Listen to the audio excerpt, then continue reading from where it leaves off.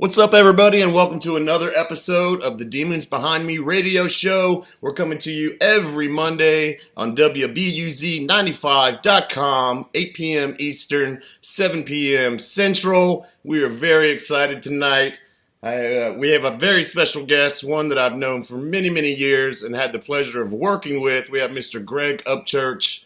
You know him from playing with me in Puddle. Also, you know him now playing with 3 Doors Down. We're going to talk about all that stuff, as well as talk about some upcoming events that we have we're going to be set up at. So stay tuned. We're going to go to a commercial break, and when we come back, we'll have Mr. Greg Upchurch. And welcome back to the Demons Behind Me radio show. I am your host, Paul Phillips, joined by my partners in crime, Mr. Chris, Mr. Jim. How you guys doing? Doing good. Another week in the books. Yeah, man, ready to rock and roll. Getting set up for the Bike Fest down in St. Pete. We're going to be down there selling our latest and greatest gear. Come check us out down there. When is that?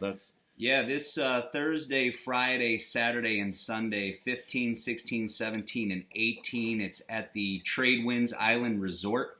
Right in St. Pete Beach, sponsored by Burt's Barracuda Harley Davidson and then Burt's Black Widow Harley Davidson. Sounds good. Good. So that's what we'll be doing. And enough about us. Why are we talking about us? That's just selfless promotion or shameless promotion, whatever you want to put it. Hey, as promised, I have one of my very good friends, to be honest with you, top 5 drummers, in my opinion. Ooh. And okay. Yeah, top 5 drummers in my opinion. He's definitely up there. He is the modern day John Bonham, and I don't want you to not take that compliment because I'm giving it to you. But Anyway, we have Mr. Greg Upchurch joining us. Like I said, you know him from playing with me in Puddle of Mud, and now with 3 Doors Down. So, Greg, what is up, my man? I miss you. I miss you too. Nothing, absolutely nothing is going on. We are done for the rest of the year. I'm home, doing nothing. You're done for the rest. Yeah, everything kind of shuts down this time of year. I used to hate Christmas, and then I started to love Christmas when I was on the road because I knew that I was about to get a break. Right. No, it's good. I'll be home with the family for the holidays, so just to enjoy and just be with them and be a dad, Yeah, well, last time I saw you was here in Jacksonville at the at Daly's Place, which was a great show with Collective Soul and Stingy security. What is it? Stingy security. The security we were having a hard time getting backstage. Oh yeah, that's right. Yeah. They wouldn't even let you backstage. That was funny. Yeah. I know. I was like, what do you need from me? I don't know what else I can give you. I can only give you an all access pass. I'll give you a signed drumstick. Like, what do you need from me? Yeah. That's right. I forgot about that. But wanted to thank you for rocking the Demons gear on stage. That was awesome. No worries. Absolutely. Very My good. pleasure. You guys got anything for next year set up or? They've got a few shows lined up. No real touring. Just weekend warrior stuff. Kind of the Nashville way where they do things around here, which is you kind of go out Thursday, Friday, Saturday, come home. You're home Sunday, Monday, Tuesday, Wednesday. Go out Thursday, Friday. It's kind of that deal, which is I don't mind it as long as it's fairly steady. That's not so bad. But I don't mind not being being on the road because I hadn't done a tour like that in a while where I was gone for like 5 weeks. It's been years since I've done anything like that, really. So are you guys? I realized that I'm too old. Are you guys mainly just doing the weekend warrior stuff now? I didn't know that. Well, we're just kind of I think we start at the beginning of February, and then we're just kind of like weekends here and there. I mean, but like I said, I know as much as the lighting guy as far as what the band's going to do. Yeah, so he gets backstage. Yeah, it's like Yeah, the lighting I guy can't had no. exactly. Yeah, I mean, there's proof for you right there. He has no problem getting backstage. That's funny. That's funny. Well, let's. I want to talk a little bit. There's some things people probably don't know about you that I know as far as how you got your start. You grew up in this little town in Oklahoma, which I've been to with you. Went and saw your. Yeah, you're the only person that's ever been there that I've ever been like in a band with or known outside of that town. And because I tell people how small it is, and you're the only person that knows how small it is. Well, I mean that stoplight is amazing. Hey, I know exactly. Hey, Greg. And what's crazy is Gwen Stefani lives there. That's what you were telling me. Yeah, Gwen Stefani and what's his face? What's that country? Blake guy? Shelton. Yeah, they built yeah. The house. Yeah, they built the house by my mama's house. What town is it, Greg? If you don't mind sharing. It's called Kingston, Oklahoma. Okay, yeah, I actually, this is Chris. I went to college in Oklahoma. I actually graduated from Oklahoma State, and I was my parents lived in a one-like town called Collinsville, Oklahoma. It was right outside of Owasso and Tulsa. Okay, yeah, I'm not as familiar with the Tulsa area because I'm from down in Lake Texoma. This is where this is, like on the Texas border. Okay, yeah, I've been to Keystone. There's you guys got a pretty good lake out there that we went to. I think one time, acting crazy out there on some boats and jet skis.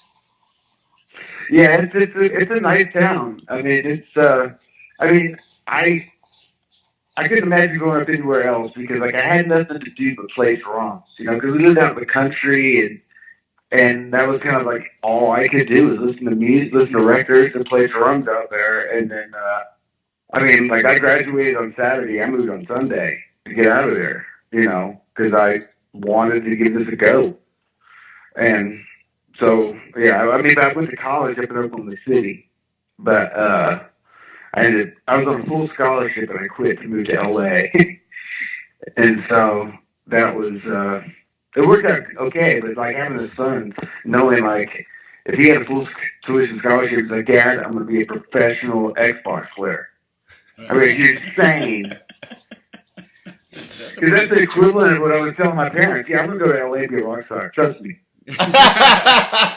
Yeah, my mom kind of had the same reaction too until we were on MTV, and then all of a sudden she went, "You know what? That was a good move. I backed you the whole time."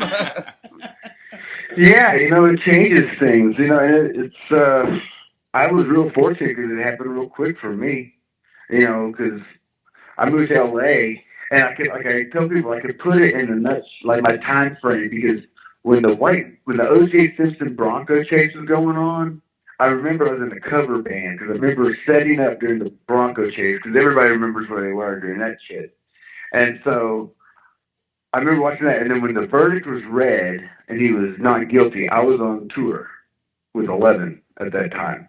Right. So yeah. In that span, which seemed like forever to me, it happened. And it was only within a year, which is kind of crazy. It seemed like it was a lot longer than that. But, it just kind of snowballed. Because one thing I figured out when I look back at what I've done is, like, it has very little to do with talent. I mean, because there's a lot of people out there that aren't very good that make a lot of money doing what I do. And it's all about networking. It's all about being out there. It's all about doing what you do with the radio station. I mean, that's what everything in life is. Now at this point, so it's kind of like if you find yourself at home on a Friday night, it's about not having a gig. It's your own fault.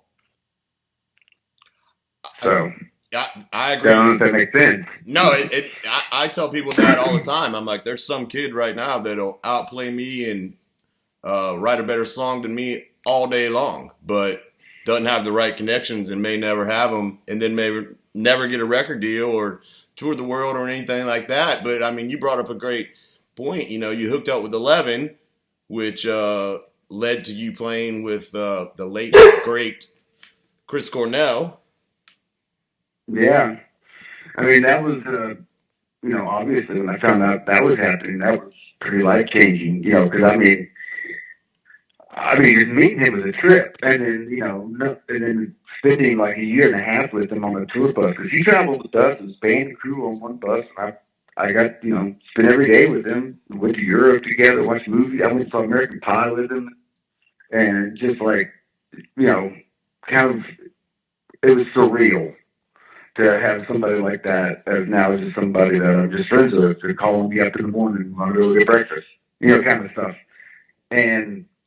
But then the audio slave thing happened, and that because we were going to be a band after the Soundgarden thing. The band that I was in, that Chris Cornell project, was going to be we were going to do another record together.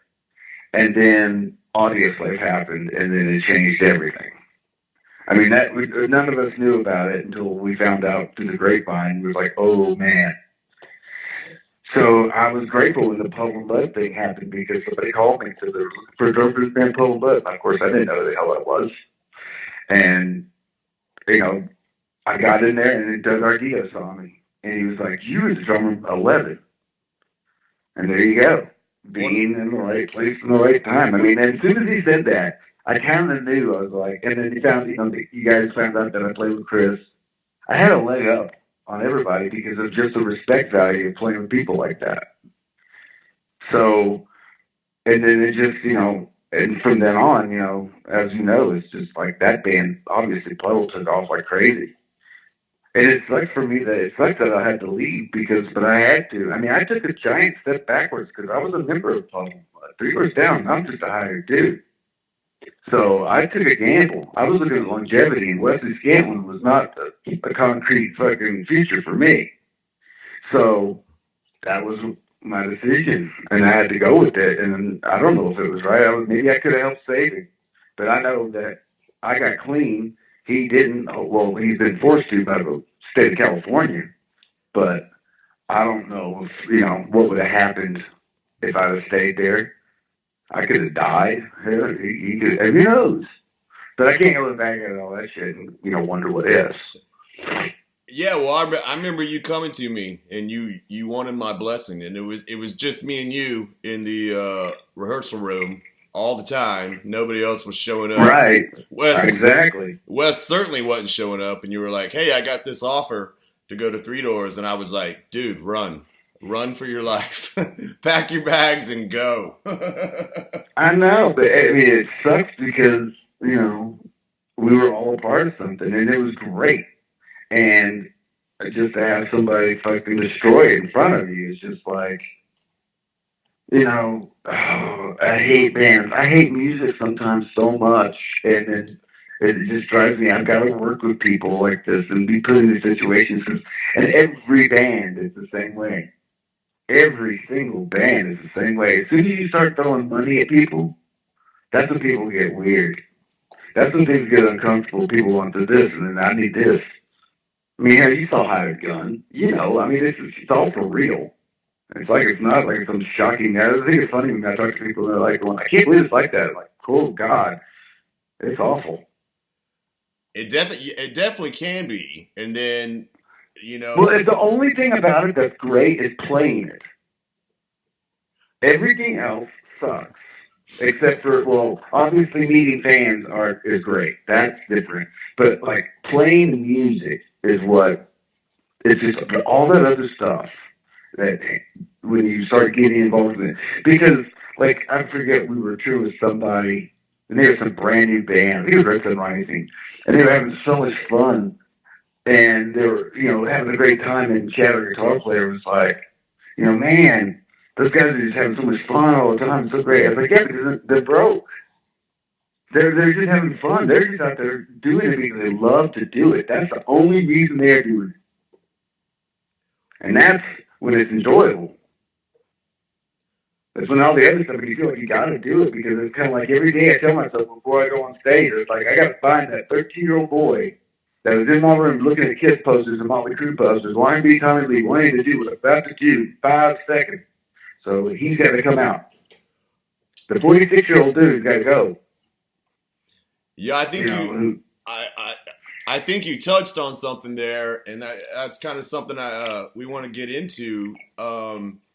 It's not always glamorous, and I think that's why a lot It's of not us, glamorous at all. yeah, and I think that's why a lot I mean, of if you're us. if you're Foo Fighters, sure. It's Yeah, fucking that real mentions glamorous something. then, yeah.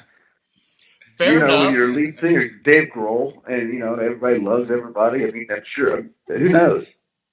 I mean, who knows really what goes on inside that camp, but, if it's lasts this long, and plus there's enough success and enough good-natured people in that band, because I've been fortunate enough to meet pretty much every one of them, and every single person was sweet. So that's one thing success can do if you're a musician. But when when you start to struggle, which is about 99% of everybody else, that's when things get sketchy. Yeah, and I think that's what people don't understand is that's when the drugs and alcohol come in. I mean, yeah, you got a license to party 24/7, but a lot of the times you're just coping because it's really not that fun all the time, and I know that me and you both have, we had our fun and we also had our times when, okay, this isn't fun anymore and things kind of turned ugly. So I mean, what's your take on that with us musicians and getting all crazy on the drugs and alcohol? I think it's like I said, I think it's a party and then it's bad. Just look at the band I'm playing in right now. The original guitar player's dead. He had an overdose, last year, and the other one's going to prison for drugs. Mm-hmm.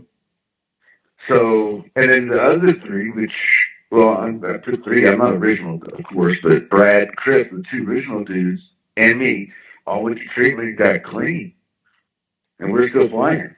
So, I mean, that's kind of like, what do they say, jails, institutions, and death, Yep. That's pretty much it. One of the three. I mean, it's kind of like, I don't know why, I think it's kind of like a part of when you start to do it when you're young, you're like, this is what I do. This is what my forefathers have done. This is what I'm supposed to snort ants like Ozzy and, whatever, and do crazy shit. And you do. And then if you're lucky enough to be alive past 40, you need to start taking a look at yourself. I mean, because it gets out of control quick. I mean, and the thing is like, you got to do it for yourself. I mean, I had my job. They were starting to fire me so many times for drinking. Oh, my God. My wife threatened to leave me. None of that. I could give a shit. I mean, I did, but I didn't because I was such an alcoholic. So it just happened one day. I don't know why. I didn't think about it. I woke up one day, hung over in the back of the bus, and said that was it. And went. And that was, I mean, I haven't had a drink since. The last drink I had I remember it was in Louisville, Kentucky, at one of those Daniel Limmer, louder and faster, louder than love, or whatever the hell it is. And I had a tall boy Miller Lite. That was it. That was 3.5 years ago. Yeah, I think you bring up a good point, man. Is when you're that deep into it, that's the most important thing. You said it right. Like your band threatened to fire you, your wife threatened to leave you, and like you didn't care. You were like, "That's fine. I got my bottle. I'm gonna keep drinking, and I'll be all right." Mm-hmm. Yeah. It really is it. And I'm like, when I finally did it, I'm like, oh my God, this is great. I'm like, I'm actually sleeping at night. I wake up, I'm fine. When I eat at a Mexican restaurant or if my dinner is $23, it's $23. I'm not spending, another $60 on Dos Equis and shots of tequila. That's awesome. Hey, Greg, this is Jim, man. Thank you for talking with us and being on the show. One question that I have, and we always want to share tips to people that are going through maybe a similar situation. What do you do to stay sober? You're still playing music, you're still touring. What are you doing to keep yourself sober? It was crazy. I don't know why, but I haven't had a difficult moment yet where I'm like, oh, I could use a drink. Oh, I should get a drink. But I golf, but I golfed when I was drunk. But I don't really. Well, I'm trying to actually opened up a business right now, but that's a whole other story. But we can talk about that another time. But I'm trying to open up a coffee shop down in that little country town, Kingston. But Very cool. trying to be an entrepreneur, so to speak. But I own a building there, so I might as well do something with it, right? But no, I mean, I just stay active. I write songs. I mean, it's kind of pointless. It's hard not to feel that writing songs are pointless. I just do it because I enjoy doing it. But of course, I'm like, man, if they could hear what I hear in my head, man, because it's already been produced and it sounds brilliant. But the problem is I can't sing for shit, and that doesn't help. So I'm not quite. I wish I could sing, because I'd be Dave Grohl, man. I could play it all. I can go to the saxophone. So would I. I can play that. Oh man, forget it. I hear you. But I think that's with all us musicians. If we didn't have to have a lead singer, we wouldn't have one, because they're all dicks. Except Dave. I know. And I look at what's his name? Ed Sheeran, right? He just played the Nissan Stadium here. Where the Titans play, the football field here. And he played, it was just him and an acoustic. And I'm like, this motherfucker could do this tour in a van. I'm like, how? And he just brings 4 trucks of merch. That's it. Just a van and a bunch of merch. That guy's breaking it in. I mean, when you're your own guy and you're your own thing, your career can last forever. Yeah, no doubt. You'd have to deal with other people. It usually does. You would just be your own worst enemy, I guess, then at that point, huh? Yeah, that is good. John Mayer, everybody fucking hates you. That's funny, because we were about to go into a John Mayer song, but I'll cut that out. Yeah, we'll cut that out. I'm just kidding. I don't know. I mean, I've never met John Mayer. I'm kidding too. He's kind of like the male equivalent of the Taylor Swift kind of thing, I guess. But his songs kind of. But he's a talented dude. I give him that. Well, anyway. Yeah, I just wanted to say your body's a wonderland. But anyway, what's funny is, thinking back about it, and I know I told you the story. I don't know if you remember the story, but when I first moved to LA, and I had a gig at the Coconut Teaser, which is on Sunset and Crescent Heights. Oh, yeah. And I just moved there, and I was driving over Laurel Canyon, because I was in the valley in North Hollywood. Oh. And I would just drive over Laurel Canyon the whole way over. And if anybody's familiar with Laurel Canyon knows that there's no place to be walking. And I remember I told you this. Remember I picked up that dude hitchhiking?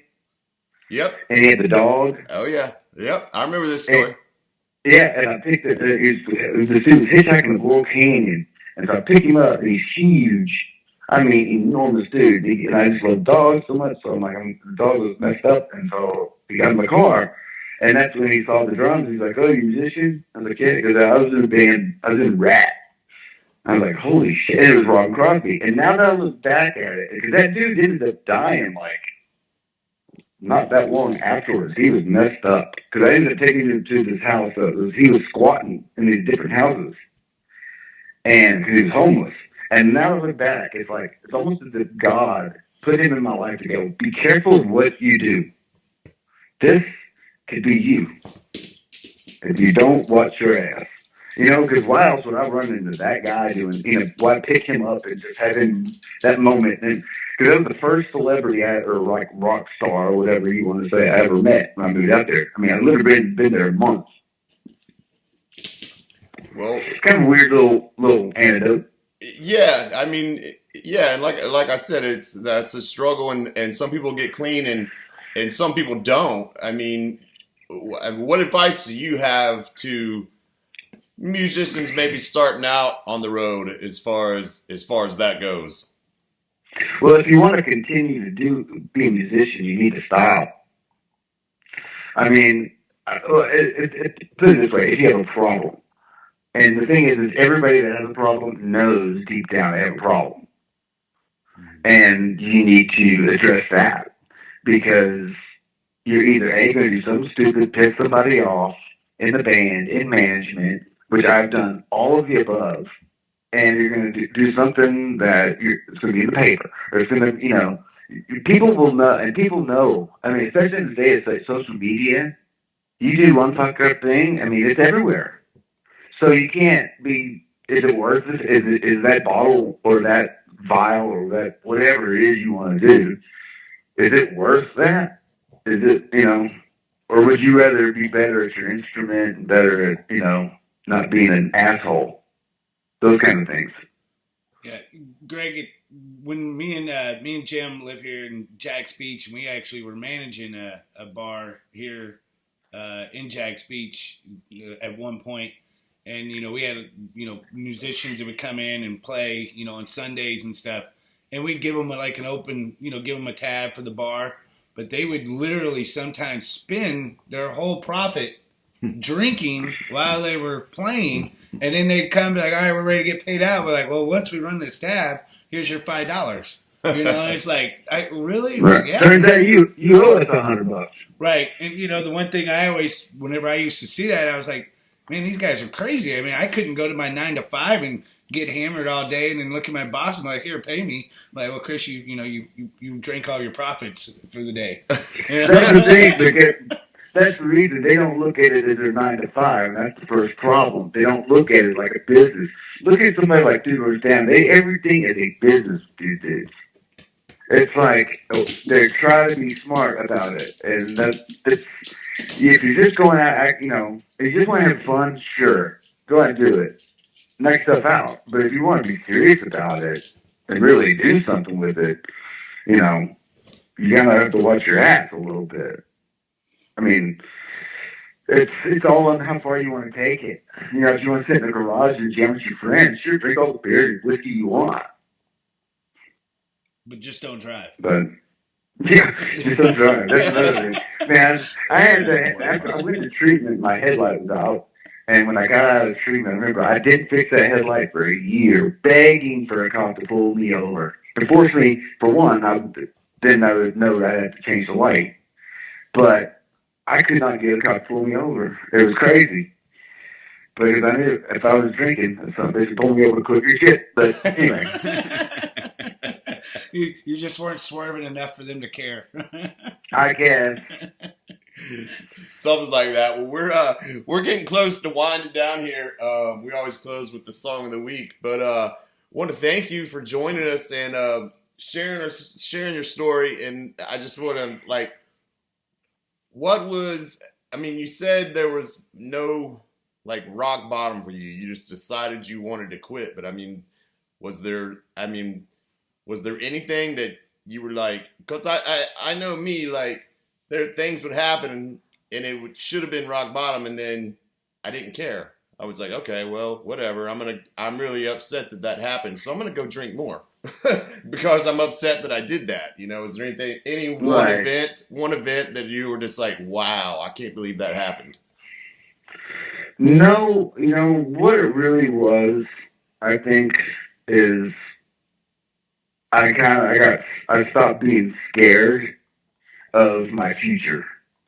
In the sense that going back to, the job, the life or whatever, the job that I had in this band, there's no retirement plan in this.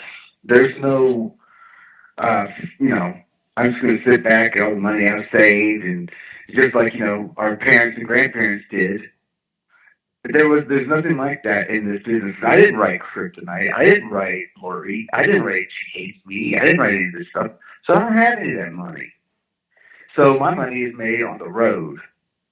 And I got tired of doing this shit. And of being drunk and hungover and doing it. And I thought going back to the coffee shop thing I was talking about is I'm kind of looking for something that it was crazy. I fought so hard to get out of that town and I left so quickly. I'm trying to get back. It's kind of irony in a way, I guess, but I want to be able to sit back and fish and sit, with grandkids and do that kind of stuff. If I do this for another 30 years, I'm going to be playing, the casinos in Idaho. And is that really what I want to do? Or do I want to have my own business? Or do I want to do something completely different? And that's what I want to do. I want to challenge another stage in my life. I'm always going to play music. I'm always going to be a drummer. But I wouldn't mind something completely different and just getting back to the love of playing again. I mean, don't get me wrong, I love playing, and I'm playing on tour. Don't get me wrong. But do you understand what I'm saying? Like, does it make sense? But that's one thing that happened with me as far as I can't do that as a drunk. I can't look for my future and take care of myself going forward as a drunk. I gotta straighten up and start thinking about the future for me, for my family, not just, hey, where am I going to be tomorrow? That far. I mean, a little further than that, you know what I mean? So there was just kind of an awakening, and I kind of did it for, no other reason than just facing my fears and not being afraid of the future and facing up to it and figuring out what the hell are you going to do, Greg? You got yourself in this mess. Now get yourself out. And I know it sounds crazy to people that probably dream to do what I do. God bless you, If you want all the anxiety and stress that comes along with it, God bless you. Take the reins. I hate to scare any kids out there. Don't give up music, but I'm just saying, I'm getting older and I want to live life as a stationary kind of person. Does that make sense? Everything you said right there just made total sense to me. Because, like you said, we don't have a backup plan. What the money that we have right now, that's all we got. It's like, I mean, yeah. Tell me, being in that little town that you sing, which is your only person, that crazy little town sounds like heaven to me. Sounds like a place where I could just sit there and have my little coffee shop that just work there, smoke weed, and do whatever the fuck I want to do. Yeah.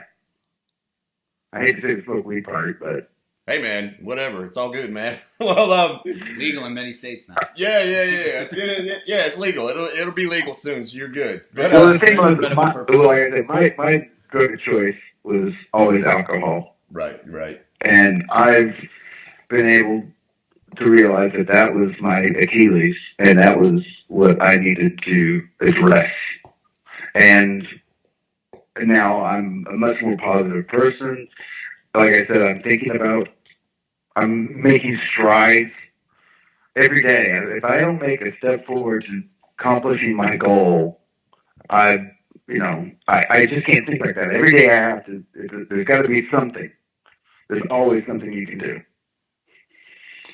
Yeah, I hear you, man. I hear you. Well, I want to thank you for joining us. We're going to have to wrap up, and I want to say congratulations on your sobriety, and thank you, sir. And I wish you the best on, making your dream come true of going back home and chilling out and having a coffee shop or whatever. But granted, now, hold on. Now, let me parlay this and say I want to do both. Because, don't get me wrong, now I will do the gigs. I will play the shows. But I want to go back to where the Oklahoma place. Why? Does that make sense? That makes I don't want to sit there. No. That makes complete. No, like you said, you'll always play drums, So yeah, no, I just wanted to.